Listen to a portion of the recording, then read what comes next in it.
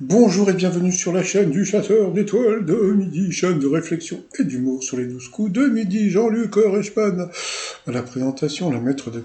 Franchement, bon, cette robe, alors bon, en général, je dis pas les fringues, mais alors là, franchement, je trouve pas ça très joli, mais bon, c'est pas grave, 248 000 et des poussières. Le conjoint et la petite a été en visio, on envoie la première question que l'animatrice française a présentée, Frofro, et Union Libre, c'est même pas la peine que je vous mette les réponses en dessous, hein, puisque tout le monde sait que c'était Christine Bravo. Après, vous aviez Karim, qui était venu avec ses beaux-parents et son fils. Et puis, il y avait ses enfants aussi dans le public avec sa femme.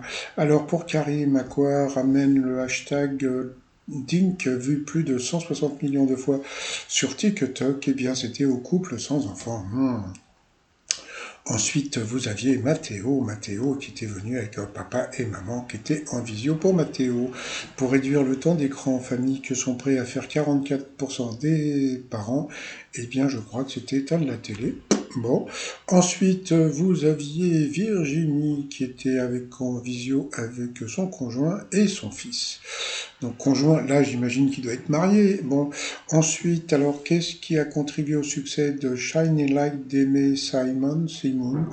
Donc c'était une pub pour une enseigne de bricolage. Pour la maîtresse de midi, pour Kenji Chirac, la belle andalouse est aussi belle que... C'est très rigolo, elle ne savait pas non plus. Donc vous voyez, il y a un truc qui est très rigolo, donc elle ne connaît pas, bon pourtant c'était facile, hein, aussi belle que jalouse, n'oubliez pas les paroles. Pour Karim, selon une très sérieuse étude de 2013 qu'auraient intérêt à faire les supporters de foot pour garder la ligne, eh bien c'était de supporter les vainqueurs. Bon, ensuite il a eu droit, Mathéo a eu droit à la question de Clara, c'est alors la question dans les dessins animés, bienvenue chez les Laoud, je sais même pas ce que c'est que ce truc. Comment s'appelle le garçon qui a dit sœur? Eh bien c'était Lincoln, donc sur cette question il est passé à l'orange. Pour Virginie, quelle est la particularité du soutien-gorge créé par l'étudiant mexicain Julian Rios Conto? Eh bien, c'était qu'il dépiste le cancer. Donc, sur cette mauvaise réponse, Virginie est passée au rouge. Qui dit rouge? A dit duel. Elle a pris Mathéo en duel, qui a eu une question qui n'était pas évidente si tu connais pas. El Colacho est une fête célébrée en Espagne au lait, lors de laquelle un homme doit sauter par-dessus. Bon, il est parti comme d'habitude sur la facilité des taurillons. Et puis, c'était les nouveau-nés, et la maîtresse de midi le savait parce qu'elle avait vu la vidéo. Alors ensuite, eh bien, Virginie, Céline et Karim se sont retrouvés coup par coup. Qu'est-ce qu'une céréale? La mauvaise réponse, eh bien, c'était le quinoa. Eh oui, il y a plein de gens qui pensaient que c'était une céréale. Ensuite, de quelle série l'héroïne est infirmière? Puis d'un seul coup, elle est arrivée. Donc, Estremo, je connais pas. Donc voilà, c'est une infirmière qui a écrit un livre et qui fait un spectacle à la place Clichy. Et donc, la mauvaise réponse était Marc et Sophie, puisque Marc était vétérinaire. Voilà. Ensuite, quel lac se trouve en partie en Suisse? Eh bien, c'est elle qui est directement passée à la mauvaise réponse. Hein. Le lac de Garde, c'est en Italie. Pourtant, c'est vrai que le lac de Zurich et le lac Major, c'était assez connu, mais bon, c'est pas grave. Sur cette question, donc, elle est passée au rouge. Qui dit rouge dit duel. Elle a pris Karim en duel, qui a eu une question assez simple. Qui fut roi du Royaume-Uni? Donc, bien sûr, c'était George V1. Voilà. Donc ensuite, eh bien, par rapport au coup fatal, eh bien, c'est Karim qui s'est retrouvé face à Céline. Et puis, qu'est-ce qui s'est passé? Eh ben, ils ont envoyé la pub. Ah, Allez, retour de pub. Alors, un petit peu de pub pour mon site trotsmignon.com avec mon t-shirt. N'oubliez pas les casseroles. Alors, on va se rendre compte bien que Karim, voilà, on va voir comment il s'est fait éliminer parce que le pauvre, on a pu voir qu'il était pas mal quand même. Hein, donc alors ça c'était pour la maîtresse de midi. Quel personnage de BD Ouba est-il le cri? Donc bien sûr c'était le marsupilami pour lui. Quelle partie postérieure de la jambe est située entre le genou et la cheville? Il a trouvé tout de suite le mollet. Donc bien. Après pour elle, quel mois de l'année vient après mai et avant juillet? Bon, vous voyez ce que je veux dire? Quand on voit ce genre de questions pour la maîtresse de midi, mais c'est pas grave. Ensuite, en 2006, quel acteur jouait le commissaire Valentin dans les Brigades du Tigre? Bah, c'était Clovis Cornillac. Bon, bah, ça, franchement, c'était une question difficile. Toujours pour lui, quel est le nom du chien sauvage africain? Alors, il était parti sur un truc qui n'était pas idiot, le dingo, et pas du tout. C'était un autre animal dont je connaissais pas du tout le nom. Donc, vous voyez, donc la maîtresse de midi, quand elle se plante, elle a une question facile, tandis que là, le candidat, lui, il a deux questions difficiles déjà, et après, combien de garçons étaient membres du groupe de rock téléphone? Donc ça, c'était trois, c'était facile. Dans quel film de Fritz Lang daté de 1927, une femme robot s'appelle Telmaria? Elle n'a pas trouvé, pourtant c'était facile, c'était Metropolis. Et on peut voir même des images de ce film dans un clip de Queen. Voilà. Je crois que c'est dans Radio Gaga, un truc comme ça. Ensuite, avec quelle partie du corps humain donne-t-on une taloche ou une claque avec la main? Ça, c'était pour elle encore. Pour quel film Meryl Streep a-t-elle reçu un troisième Oscar en 2012? Ça, c'était pour Karim. Encore une question difficile, c'était pour, je sais pas, le Premier ministre, la Thatcher, le film. Quel mot d'origine anglaise désigne une boisson frappée à base de lait? Le milkshake. Ensuite, pour elle, de quel détective britannique la nouvelle Un scandale en Bohème est-elle la première aventure? Bon, alors, donc, elle a trouvé Sherlock Holmes, mais bon, franchement, des détectives britanniques, vous en connaissez combien? Arthur Poirot, il est pas anglais, hein, il est belge, hein, je crois, Poirot. Donc, bien sûr, c'était Sherlock Holmes, donc c'était assez facile, mais bon, il a fallu que Jean-Luc Reichmann en rajoute un petit peu. Quel ancien ministère était au 35 qui est Branly avant d'être remplacé par le musée des Arts Premiers? Une question encore difficile pour lui.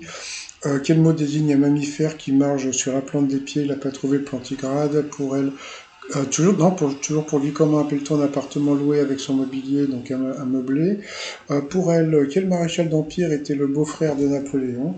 Donc je crois qu'elle a dit au pif Murat, un truc dans ce style-là, c'était vraiment pas ça. Donc vous voyez, donc dès qu'elle a des questions qui sortent bon, de sa zone de confort, bah, elle se plante, mais bon, c'est pas grave. Quand on est en difficulté, on est sur la corde raide, vous voyez. Dès qu'elle se plante, elle a une question facile. Donc ça c'est pour que vous puissiez bien voir comment le jeu est foutu, hein. Après, pour lui, de quelle œuvre de Victor Hugo le film La folie des grandeurs est-il librement inspiré?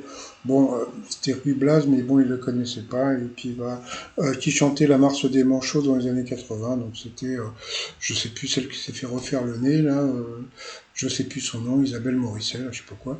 Donc, voilà, donc, il a perdu. Mais bon, franchement, c'était pas de sa faute parce qu'on sentait qu'il avait du potentiel. Mais bon, la maîtresse est plutôt toujours comme avantagée. Mais bon, voilà. Moi, ce que je guette, c'est un mauvais comportement de la maîtresse de midi. Comme elle sait maintenant qu'elle est hyper avantagée, je trouve qu'il y a des trucs qu'il ne faut pas faire. Et pour l'instant, elle ne les fait pas. Donc, je trouve ça très bien. Par rapport au coup de maître, quand on est quand on se fait des illusions, quel organe prend-on pour des lanternes? Donc, bien sûr, c'était les vessies. Donc, ils ont euh, raconter pourquoi on disait ça, parce que donc avant on prenait des vessies pour en faire des lampes, et vous savez où j'ai appris ça? Et ben au 12 coups de midi, parce que bon, j'ai appris ça il y a très longtemps, et c'est pour ça que voilà, et moi j'avais fait un t-shirt, il faut pas prendre Léo Messi pour je sais plus quoi. Donc voilà, ensuite, pour quel usage une buanderie est-elle conçue? Donc laver le linge, deuxième question 2, bébé. Ensuite, quelle ville accueille ce soir le concours Eurovision de la chanson 2023? Alors ça, franchement, c'était une question facile parce qu'on sait que c'était pas l'Ukraine. Et puis donc bon, bah elle savait pas, donc je crois qu'elle est partie sur l'autre. Donc bon, bah l'autre c'était Dublin et bien sûr c'était Liverpool. Donc bon, même si tu t'intéresses pas du tout à l'Eurovision, c'était une question qui était super facile. Mais bon, qu'est-ce que vous voulez que je vous dise? Ils vont Moi j'ai rien contre elle, attention, hein.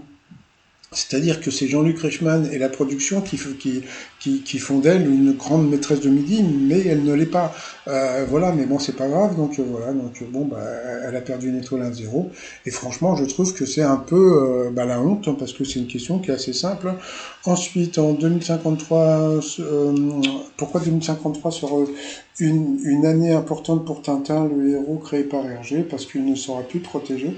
Ça, bravo à elle quand même, puisque bon, elle a bien vu que c'était pas Le musée à Paris, ni il aura pas 100 ans non plus, donc voilà. Puis en 2053, si je suis encore... Non, je serai plus vivant, dommage, parce que j'aurais pu faire des t-shirts sans payer les droits à Tintin. Donc ensuite, pour quel film Bérénice Bejo fut-elle nommée pour le César du meilleur espoir féminin? Donc bon, bien sûr, c'était meilleur espoir féminin, donc voilà.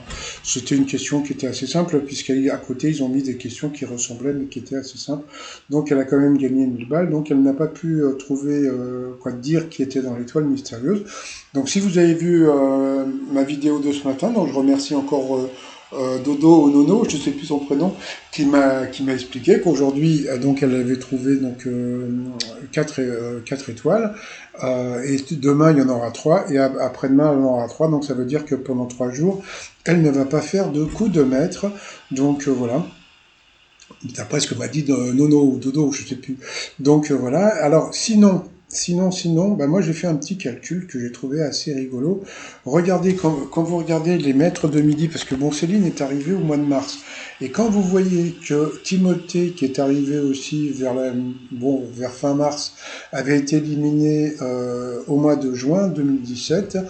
Et on a pu voir que Tata Vero, qui était arrivé début avril, avait été éliminé aussi au 21 juillet. Donc je pense, par rapport aux statistiques, que la maîtresse de midi actuelle sera éliminée au mois de juillet. Voilà, donc ça veut dire que si vous devez participer aux 12 coups de midi en tant que candidat, eh bien maintenant, je dis bien maintenant, foncez à fond, balancez des questions, prenez-la en duel.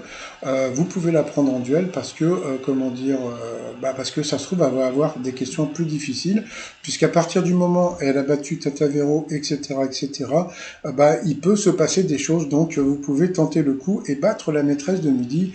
Alors là, sortez vos coronesses ou vos ovaires et prenez directement. Alors ce que vous faites pour la prendre en duel, essayez de trouver des mauvaises réponses pour passer directement au rouge, et puis vous directement top, vous la prenez en duel, et puis bon, elle va pas avoir des questions de bébé éternellement, puis bon, comme on peut voir, on sent qu'elle est plutôt elle est pas très très forte, si vous voyez ce que je veux dire. Elle sait des trucs, mais c'est pas une grande maîtresse de midi comme certaines personnes. Mais bon, on s'en fout, elle est sympa. Et puis bon, c'est la production qui a choisi, hein, donc voilà. Donc comme ça fera une femme maîtresse de midi quand il y aura les masters. Et puis c'est tout. Bon, allez, moi sinon je vous souhaite une très très très bonne journée. Et puis Friends 12 points. Mais bon, comme je vous l'ai dit sur ma vidéo d'hier, je pense que c'est la Suède qui va gagner. Pourtant, moi je kiffe la chanson d'Israël et puis de l'Arménie, mais bon, après les goûts et les couleurs. Allez, je vous dis demain, portez-vous bien, bye bye.